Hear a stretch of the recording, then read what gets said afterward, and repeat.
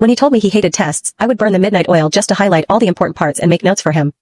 If he were playing any kind of sport, I was his gopher. If he got into any fights, I would be the one to apologize on his behalf. Everyone called me his loyal pup. I thought he had affection for me. Now, I saw what I was. I was nothing but a plaything. I went to school the next day. No, I wasn't degrading myself. I had some things I had to take back. The moment I stepped inside, everyone had their eyes on me. I could see the mockery, disdain, and amusement in their gaze. When I walked down the corridor, some of the students mimicked how I struggled in the air. Everyone around them laughed. I walked into the classroom without looking any other way. Joseph was sitting with Wendy. That girl took my spot. She was leaning on the desk, staring at Joseph with a sickly sweet smile on her lips. Joseph was staring down at her, curling a lock of her hair around his finger. I'd never seen him acting so sweet.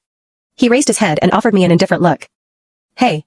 He was calm, as if he hadn't nearly killed me the day before. Wendy sat up and gave me an apologetic look. I'm sorry, Jess. I had no idea they would go so far. I just said I thought Jackie Chan's movies were cool, and then she started tearing up. I gave her no response. Joseph frowned and pulled me aside. Hey, she already said she's sorry. What more do you want? Impatience laced his voice. It was just a prank. Stop looking at us like we owe you something. Fine, I know you sprained something because the drone's batteries died. I'll pay for the meds. He took out hundreds of dollars from his pockets and tried to stuff them into my hands. I moved away, and the bills fluttered down to the ground. His face fell. Don't push it, Jessica. I'm only saying sorry because we're childhood friends. It's not like I can't live without you.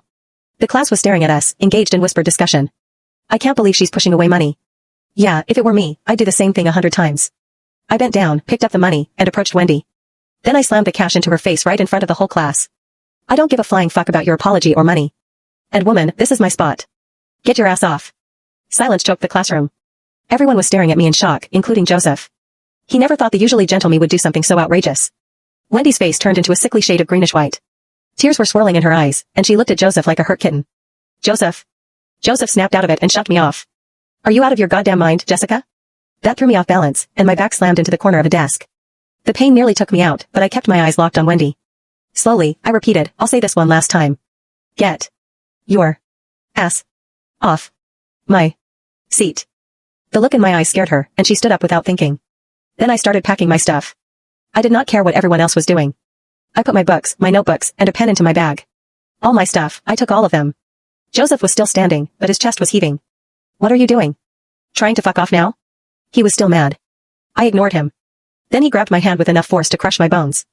I'm talking to you, Jessica. I've known you for 10 years. You're overreacting. This again. Finally, I looked into his eyes. His eyes used to be as bright as stars. Now they were only filled with fury and confusion. Have you ever wondered what it felt like to